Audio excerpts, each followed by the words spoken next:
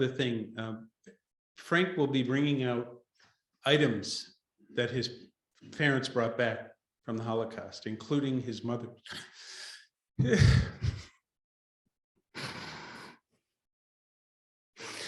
His mother's prison uniform. When I touched that, it changed my life. So they'll be up here for anybody that wants to see them.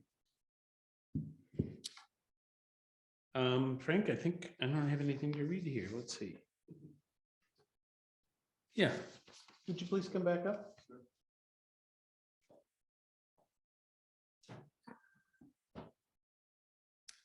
Okay.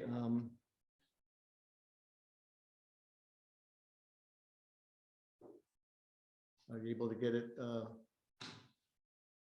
There, great. Okay. So I'll be presenting slides of the from photographs of the family history. Is that better? Okay.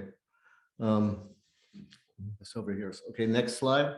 So the family story takes place in Poland, in Germany, and in Hungary. And the way the war unfolded was different in each place. So I think that this story highlights how it was not a unified experience across Europe. It was different.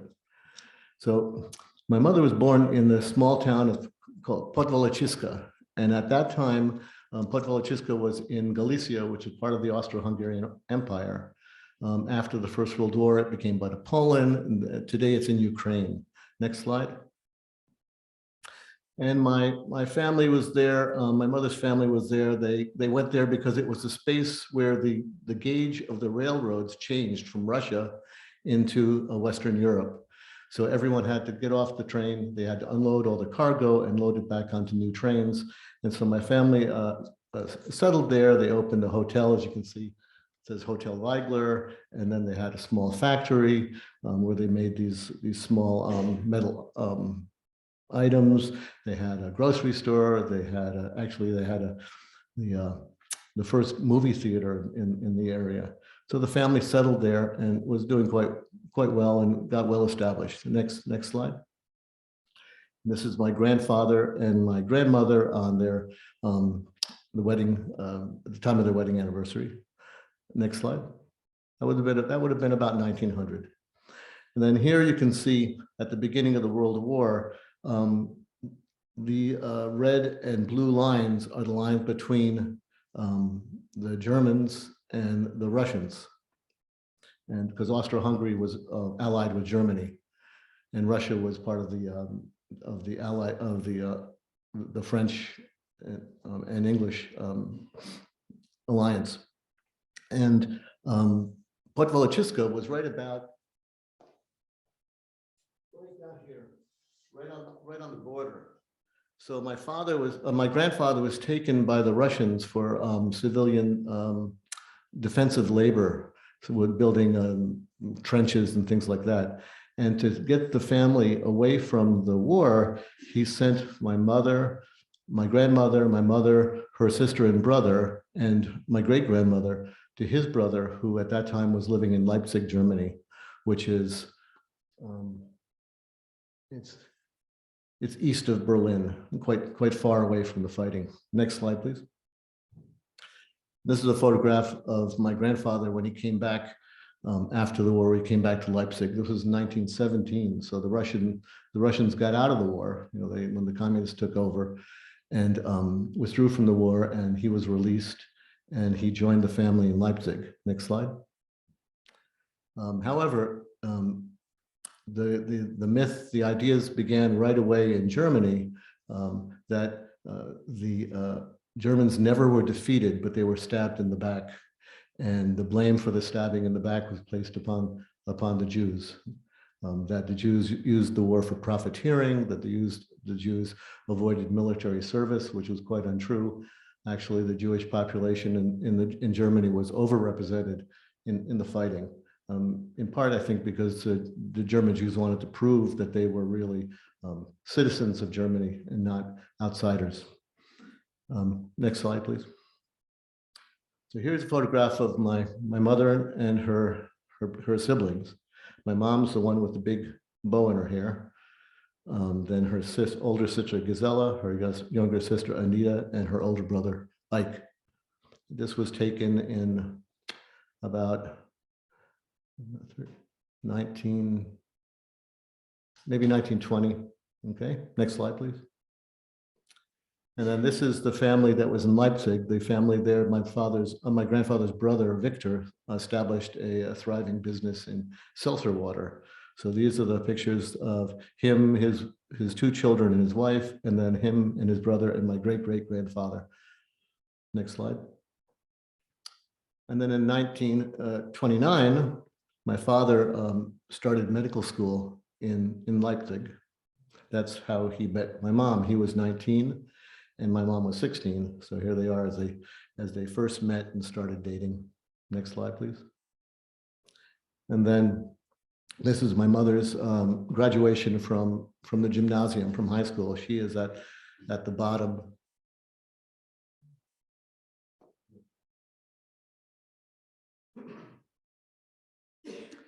At 19, and then she started medical school at the University of Vienna, of Leipzig. This was in 1932. Next slide, please. And here's my dad in 1932. He was in his final year of his medical training.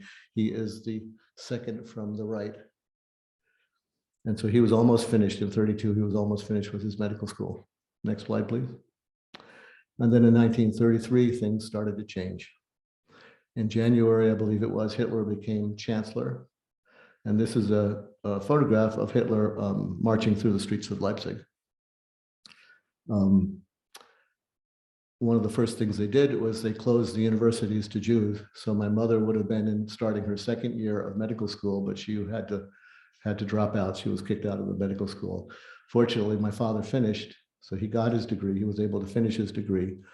And then he went on to a residency in pediatrics, but he had to leave Germany and went to Prague. Next slide, please. And as soon as Hitler took power, right away, anti-Semitic propaganda began to be present and heightened. So here you see Jews, the enticer of the war, the prolonger of the war. He used to blame for the war, and the photographs on the things usually showed, Jews as fat, kind of ugly, wealthy. I think it speaks for itself. Next slide, please. And then in 1935, my parents got married. And this is a picture of them right before their wedding. And they got married and they went to Bucharest, which is the capital of Romania. Actually, my father was born in Hungary, but after the war was over, the part of Hungary that he was born, Transylvania, was given to the Romanians. So he was born a Hungarian, then he became a Romanian. I think it's for Americans, it's very difficult for us to imagine what it was like in Europe in those days, where the borders and the nationalities and what nationality you were changed. One day you're Polish and the next day you're German and then you're a Russian. And then I think it's very difficult for us since we've had such stable borders. But anyways, mom and dad went to Bucharest and dad began his practice and they began their lives there. Next slide, please. However, for the rest of the family, it was a little bit different. My uncle Ike, he had come to America in 1929. He eventually went back to Europe and came back, and he settled in America, and he was living in New York and became an American citizen, married an American woman. Now, this is also when things are, by 35, the Nuremberg laws were enacted in Germany, which was the racial laws, and things for Jews were getting worse and worse. So the family dispersed. My mom was in Bucharest with my father. Ike was in New York. My mom's older sister, Gisela, she married a young man, an engineer, and they were both communists, and they went to Russia to build a better world. And they were in Moscow. However, in 1936, when Stalin began the Stalinist purges, there was a knock at the door one night and the police came and took my uncle away and he was never seen again. And not long after that, actually, I think it was after the war was over, so a little bit later, my aunt was denounced as a spy and sent first to prison I believe she was probably in the Lubyanka prison in Moscow. And then she was sent to a gulag in Siberia, where she stayed until 1958, when the gulags were beginning to be liberated by Khrushchev.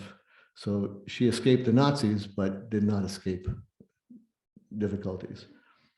And my aunt, the youngest child, my aunt Anita, she went to Palestine, where one of my grandfather's brothers had gone in the 20s.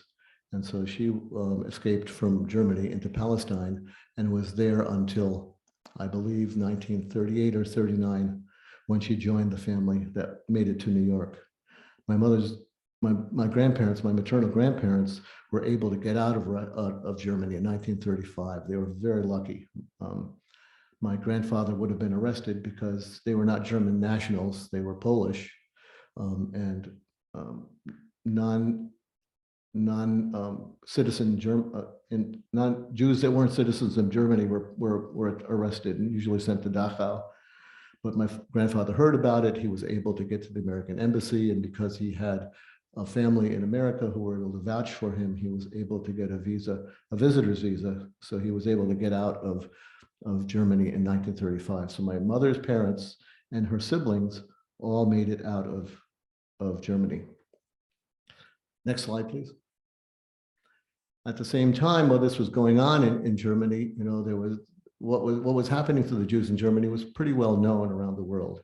There was this hearing in '39 of a subcommittee in the United States to try to admit German refugee children. This was not adults, this was children up to the age of 17, like from 5 to 17. And it was completely defeated in Congress. Claims that these were going to be aliens, claims that they were going to take our jobs away, claims that they would undermine the American ethos, not unsimilar to what we hear today. Next slide, please. But in England, they had a different approach. 10,000 German children under the age of 17 were taken to Germany on the Kindertransport. Next slide, please. So some of the laws in 33, Jews are removed from civil service, from practicing law. There's that economic and professional changes. 35, the racial laws and urban laws. And 38, more and more laws restricting Jews, taking away their economic livelihoods, taking away their belongings, restricting their movements, restricting their civil liberties, which by 38, there were no longer any civil liberties for Jews in Germany. Next slide. And then in November of 38 was Kristallnacht, the night of broken glass, when synagogues across Germany were ransacked and destroyed and burned. Jewish shops were burned. Hundreds of Jewish men were arrested. And the next day, the Jewish community was required to pay for the damage, which I don't remember the amounts, but they were blamed for the damage and required by the German government to pay for the damage. And by this time, by 38, it was too late, I think, for anyone to escape, to get out of Germany. If you hadn't gotten out at this point, you were caught. Next slide, please. So the Jewish population of Leipzig in 1933 is 11,000. Almost half left the city. They went wherever they could go. Sometimes they ended up in Western Europe, like in France or in Belgium or in Holland, where they thought they would be safe. In Kristallnacht, there's arrests, as I mentioned. And then in 42, the deportations began. And by the end of the war, there were 220 Jews left in Leipzig. Next slide, please. And the family that had originally been in Leipzig, my grandfather's brother and his family, they didn't leave, probably because they felt that they were too well established, they had too much to lose. And the ethos among much of the Jewish community was, we've been through difficult times before, we just have to hunker down and this too will pass. There really hadn't been an instance in which the outcome was the extermination of the Jews. That's not something that anyone imagined. And if they thought, I think if they had those thoughts, they wouldn't have believed it, that it was possible. So My father's brother, his family, and his children and his grandchildren were all killed. I don't have the exact data what happened to them, but they either were deported and died in one of the ghettos from starvation or malnutrition, or they were killed probably in one of the extermination camps. So that part of the family did not make it. Now, back to Poland. There was still family in Poland on my mother's side. Next slide, please. And here you see a photograph. That's the other thing that gets confusing is my parents would talk about this. They would say, no, they would talk about Lvov, Lviv, Lemberg. These are all the same cities, but they have the different name depending on what country it is. So Lviv is Ukrainian, Lvov is Polish, Lemberg is Galician. But this is a picture of the family in 1938 before the war. And the very sort of fuzzy guy on the bottom there, that's my great-great-grandfather. And on the end here is my great-great-grandmother and some of the family members that were still in Poland because my grandmother's family remained in Poland. My maternal grandmother's family remained in Poland. Next slide, please. And then here's some other cousins of hers and uncles, her Uncle George and her Uncle Sigmund, who also stayed in Poland. Next slide, please. So in Poland, it was different. In Germany, you know, it started in 1933, and there was a little bit of a gradual movement of anti-Semitic laws in that.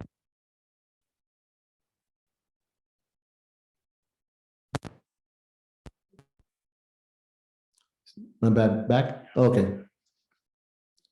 So in October 1939, when the Germans invaded, already there was forced labor, synagogues destroyed, quickly Jewish assets frozen, the requirement to wear the yellow star, travel restrictions.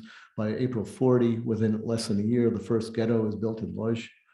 And by 1942, most of the ghettos are established, and all of the extermination camps, the 5 major extermination camps had been built of Auschwitz, Belzec, Majdanek, Chelmo, Sobibor, and Treblinka. So by the middle of 1942, the extermination camps were established, and the use of these camps was underway. Prior to the 42, as the Germans invaded the Soviet Union in Eastern Europe and Lithuania, in that area, the extermination was taking place by shooting squads.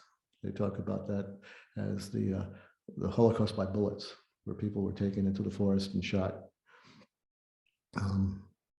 There's a Catholic priest, I forget his name, who recently has been going there and finding the sites and digging up the bullets in the field. There's still thousands of bullets left in the field where this took place.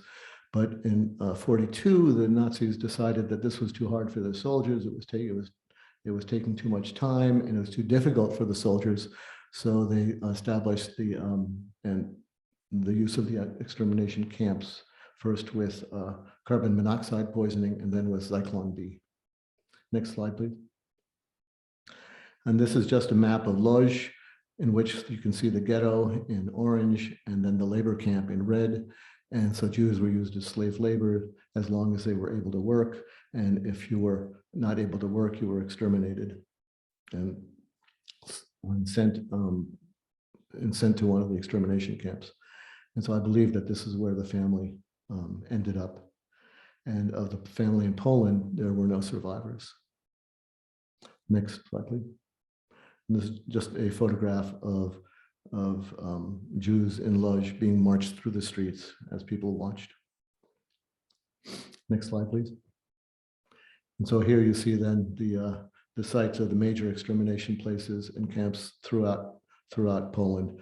And there, you know, these were in Poland because the largest number of Jews in Europe were in Poland. There were about over 3 million Jews in Poland. So that's made sense that that's where they established the extermination camps, just for a matter of efficiency. And they were very efficient. Next slide, please. And then Hungary. As I said, my father was born in Hungary. in Transylvania. Next slide, please. And here's my paternal grandparents, Alexander and Esther Kelemen, and this is their engagement photograph, probably in 1907. Next slide, please. Then here's a photograph of my grandmother and my father, and my grandmother and my father and his sister. My dad was born in 1910. Next slide, please.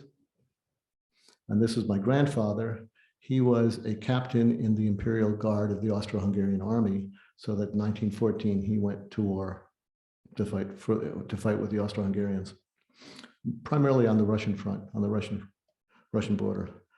Next slide, please. And then here's some photographs of my grandpa back from the war on leave in 1914. And I think the bottom photograph is 1915. Soon after this photograph was taken, he was captured by the Russians and sent to Siberia to a prisoner of war camp. And even though the Russians got out of the war in 1917, they did not release the captured prisoners. So he was in a prison camp in Siberia until 1920, at which time he escaped with 3 other men, and they crossed Siberia and eventually made their way to Sweden, who then the Swedes repatriated them to Hungary. So he was gone from pretty much from 1914 until 1921, when he finally made it back after the war. Next slide, please. And so here's one part. This is my grandmother's, my paternal grandmother's side of the family, the Kieselstein family. And this is their 50th wedding anniversary. The fellow in the middle with the white mustache and beard, that's my great-grandfather Mendel and his wife Rosa, and it's their 50th wedding anniversary.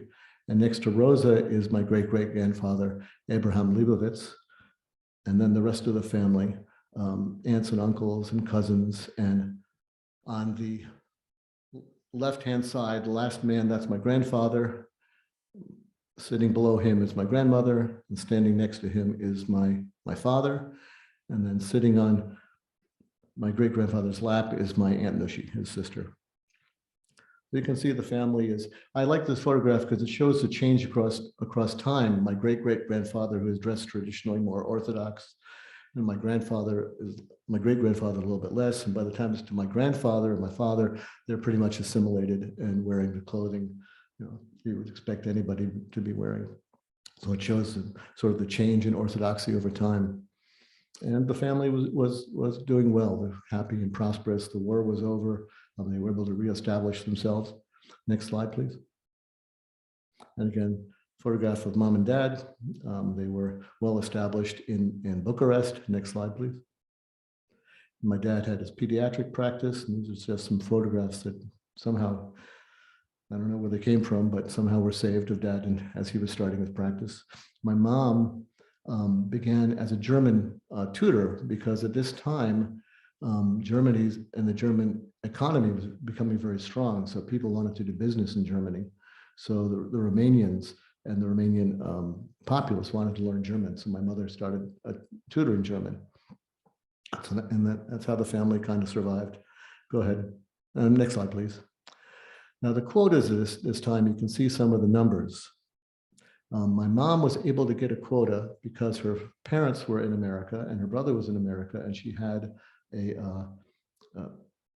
sponsor that would sponsor. You had to sponsor someone so that they had money that the person would not become a burden on the American society. So she had a sponsorship, and she also had the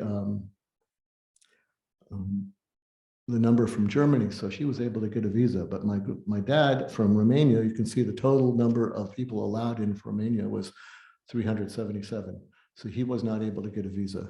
So rather than leave him, mom decided to stay in Romania with him and wait until he was able to get a visa to come. And again, this is 1938. The war hasn't begun yet. Next slide, please. And so as the war began in 1939, here is again the photograph, and you can see that my great-grandmother and my great-great-grandfather had passed away from natural causes, from illness, but the rest of the family is there and okay. Next slide, please. So just go to the history here. In the 1930s, there were approximately 800,000 Jews in Hungary. By 38, the restrictions against Jews were primarily economic. They were cut out of the professions, they were cut out of jobs, they were cut out of sort of the economic life of the community. There was restrictions on food, there was restrictions on travel. They had to wear the yellow star. There were fines, property confiscations. There were racial laws passed, but there was not the same kind of brutality and arrests and things that were going on in Germany and Hungary at this time. Also, there was a, next slide, please.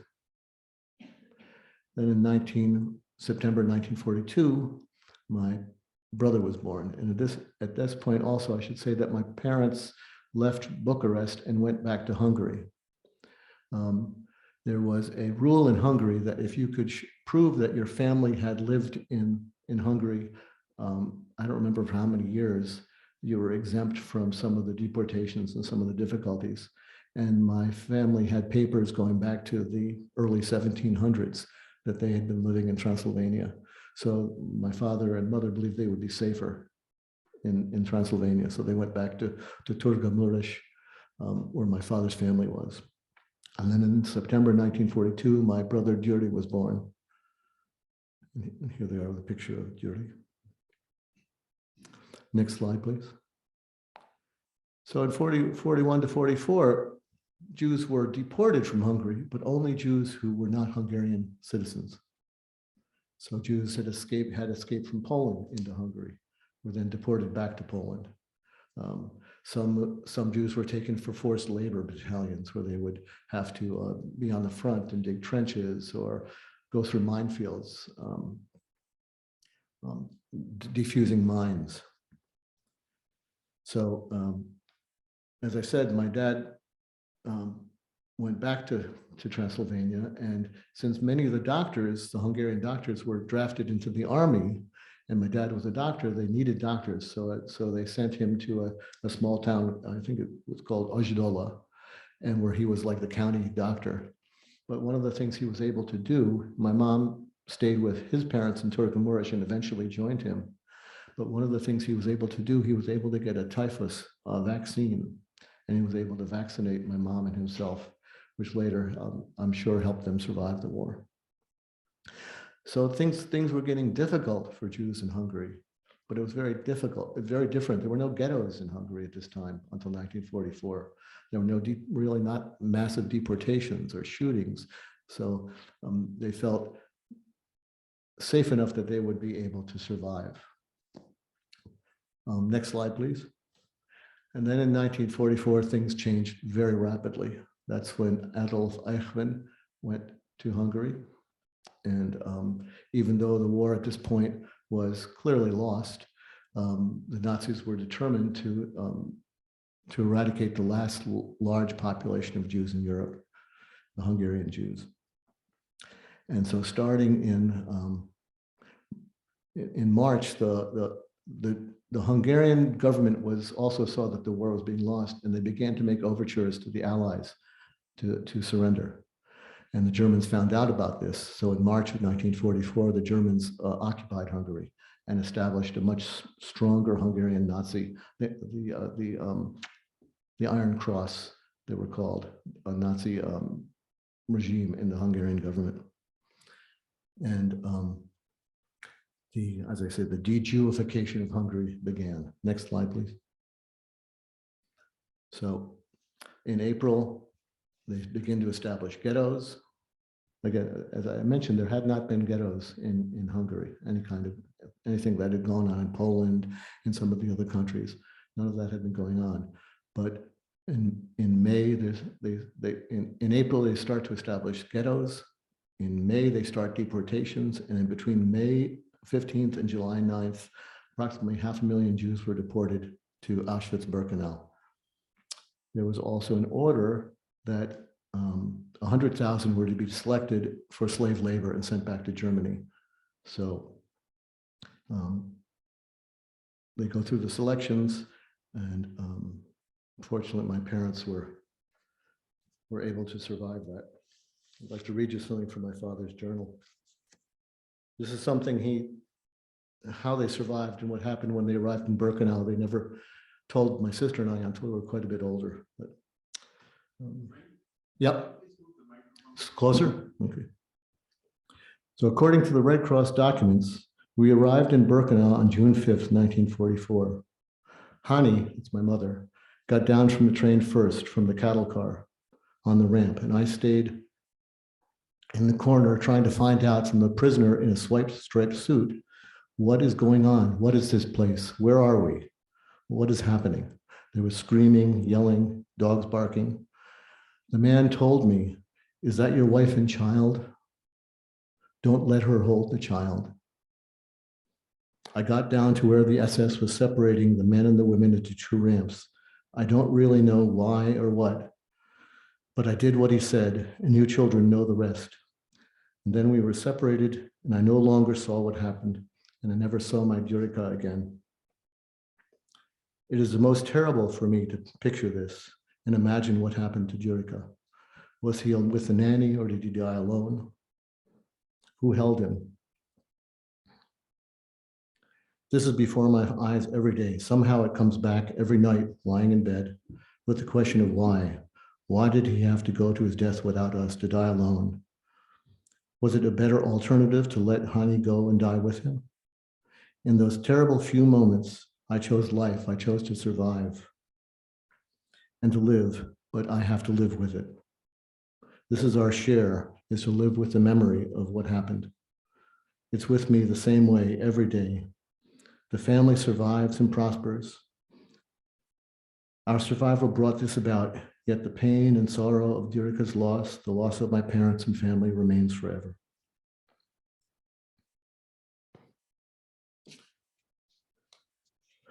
Next slide, please. So this is just a photograph of the Hungarian Jews being deported. There were a series of photographs found after the war taken by a Nazi soldier. You know, there were no photographing in the camps was not allowed. But for some reason, there was a Nazi soldier who took a whole series of photographs. So most of the photographs you see of Birkenau were of the Hungarian Jews arriving in 44. And the photographs and the negatives were hidden, and they were found kind of buried in one of the barracks after the war was over. And no one, I don't think they know who took them or why, but this is the only real record we have of what went on. Next. And so here you see the men and women being separated on the ramp in Birkenau. They arrived approximately 10,000 a day in Birkenau.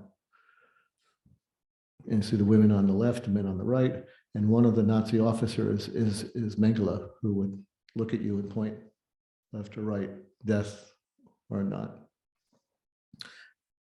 Next slide, please.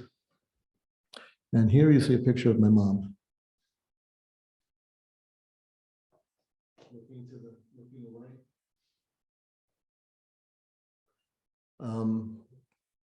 I believe this picture was taken. Mom was sent to Plaszów after she survived the selection. She was sent to Plaszów, which was a concentration camp outside of Krakow, and that's the camp. If you saw Schindler's List, that's the camp of Plaszów.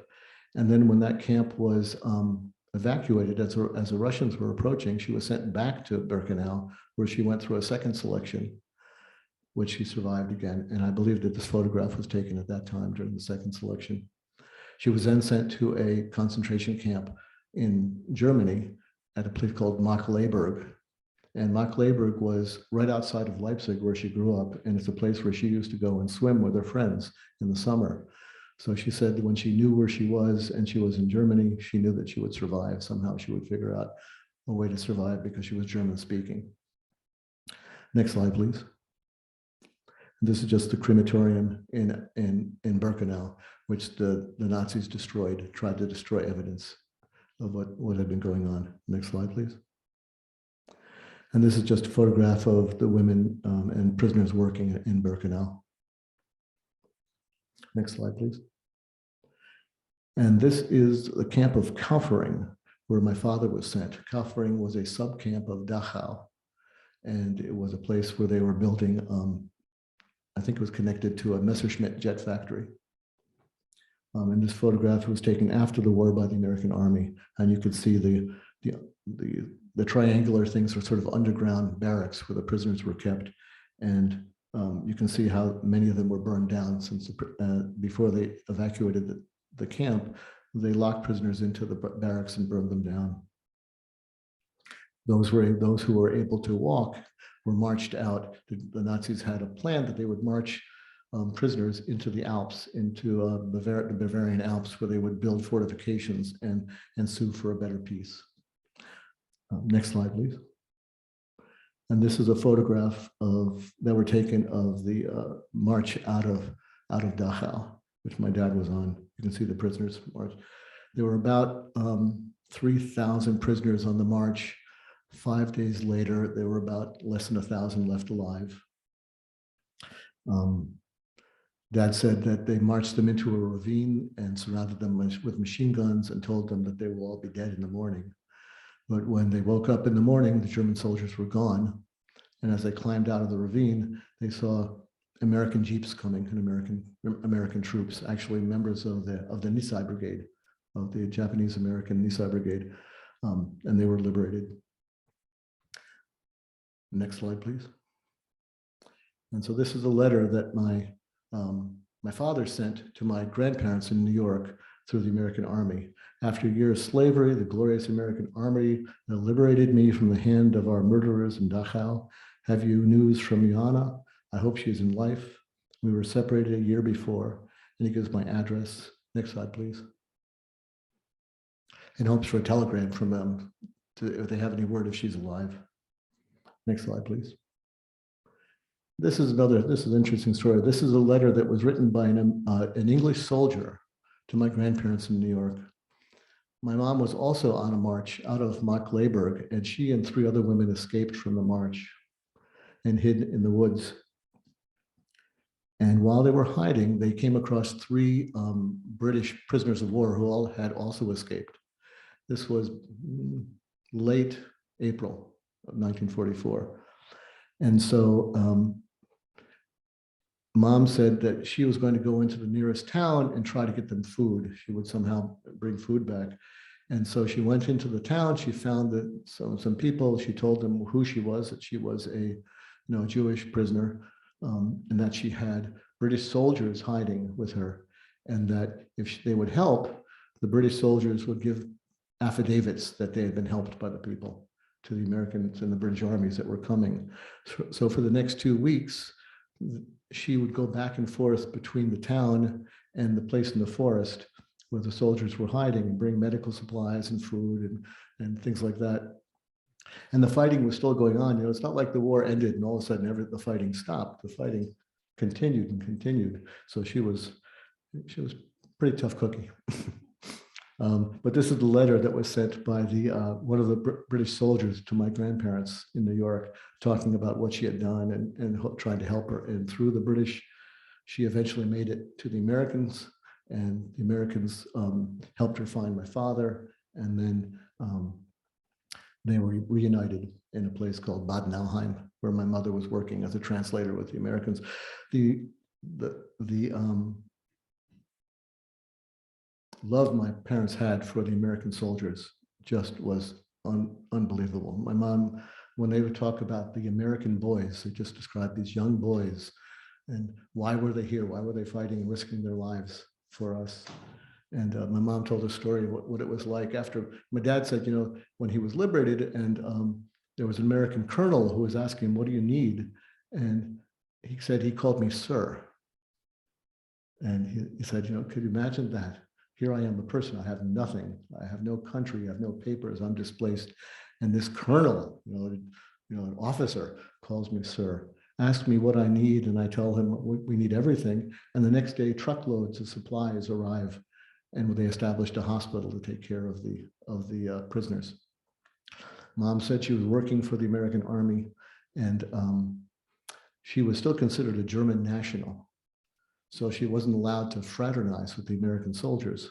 So where they were having their meals, she was supposed to sit with the German employees, but she said she wouldn't do that. So the officer said, okay, they set up for her a table in a room by herself that was divided with a partition from the American soldiers. So she sat down to eat, and all of a sudden the partition opened up, and she said all of the Americans just came to join her, said, you can't eat with us, but we will eat with you. And that was their introduction to America. And they said, what kind of a place is this that people treat us like that? Next slide, please. So here's a picture again of the family before the war. And then next slide. And here's a picture who was still alive in 1945. And as you can see, it's all the young people. Everyone else had been killed. All together, on my mother's side and my father's side, there's over 90 or 100 members of the family were killed. On my father's side, his sister and a couple of cousins survived, but everyone else was murdered. And on my mother's side, luckily, as a child of survivors, most children of survivors have no grandparents. Don't know what, but I was lucky because my mother's parents got out, so I had grandparents. But you can see the devastation of the family. Next slide, please. And then in 1946, my parents made it on the first boat of displaced persons to the United States on the Marine Flasher. And this is a photograph of them on their way. Next slide, please. And so the family, next slide. Here you can see my dad, his cousins, his sister, and another cousin. Next slide. And here he is sitting with a white mustache with my mom and myself and my wife and the family. And in back of him, in back of my mom is my aunt, his sister, and in the corner is the one cousin who had survived also. Next slide, please. And again, you see the little baby in the corner. Next slide, please. This is him with his wife and his children and grandchildren.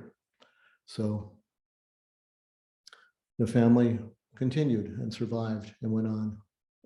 And I like to say that when my parents came to America, there were just the two of them. And then they had my sister and I.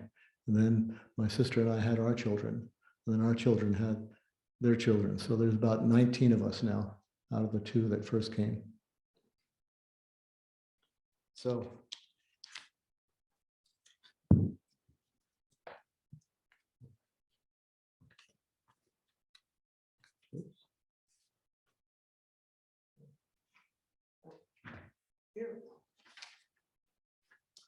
So, why listen? What's the lesson of the Holocaust? What's this all about? I do this to remember the family that was lost, to keep the memories alive.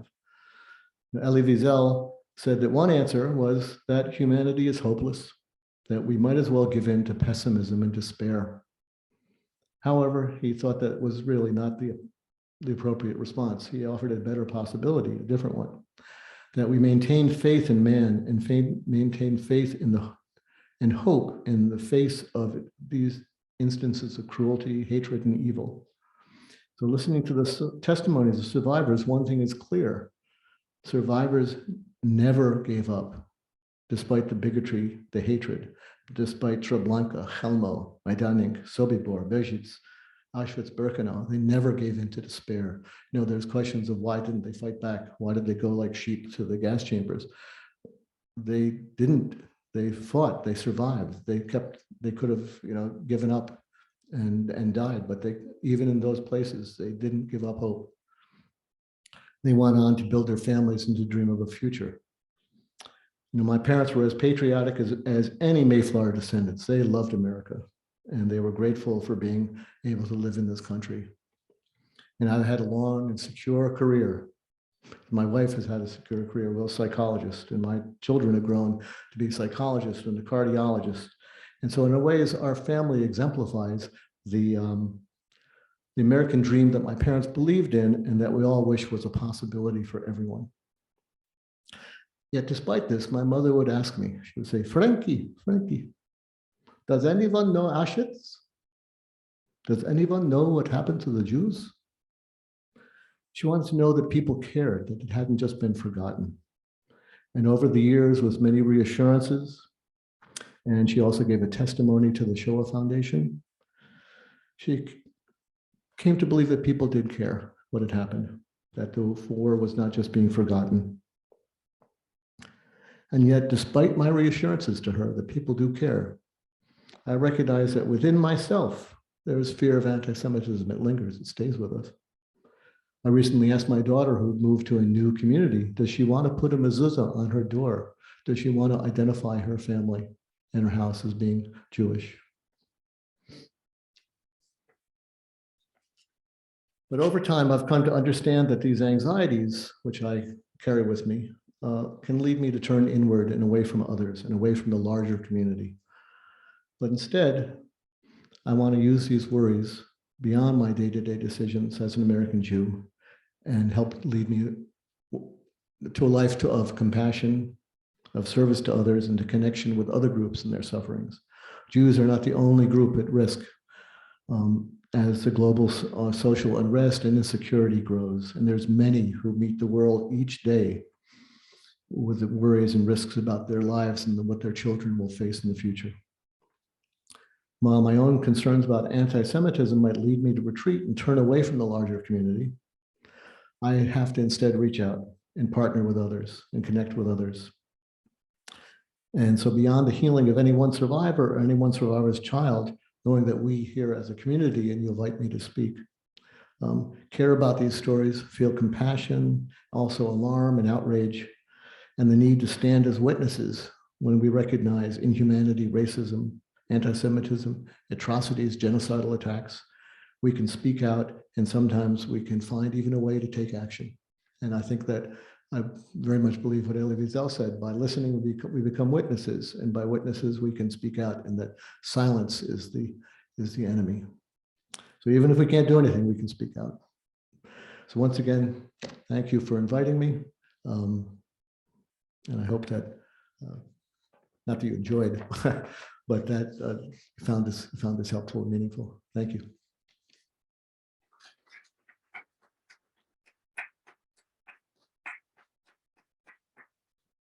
And I do have some things here that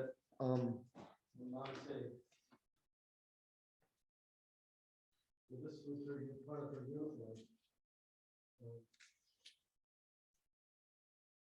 When she left Auschwitz the second time, I went back to Frank, I'm going to take this microphone so people online can hear you. When she left after the second selection, the officer who was telling her to volunteer to go to this new camp told her it's going to be great, it'll be wonderful, it's a much nicer place, a much better place. And as proof of that, he said, look, I'm giving you a new uniform. So the threadbare uniform that she had at first was gone, and this was the proof that she's going to a good place. And she also saved her spoon, not the bowl for some reason, just the spoon.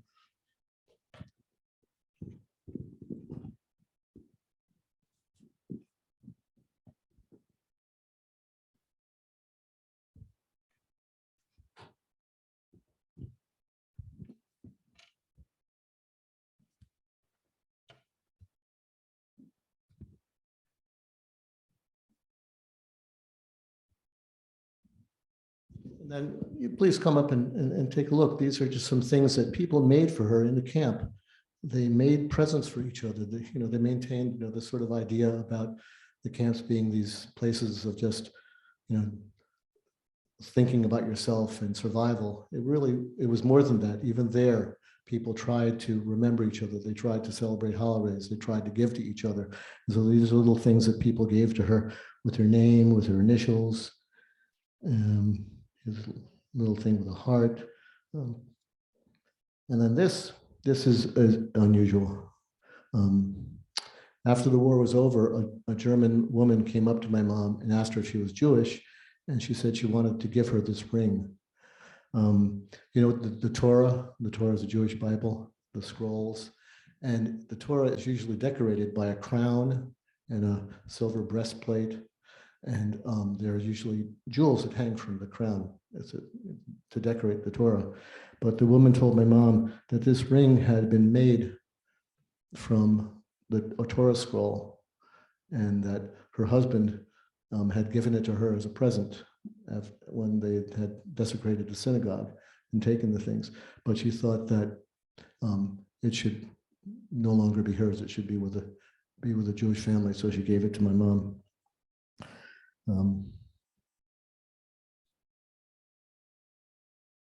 That's pretty much it. So please.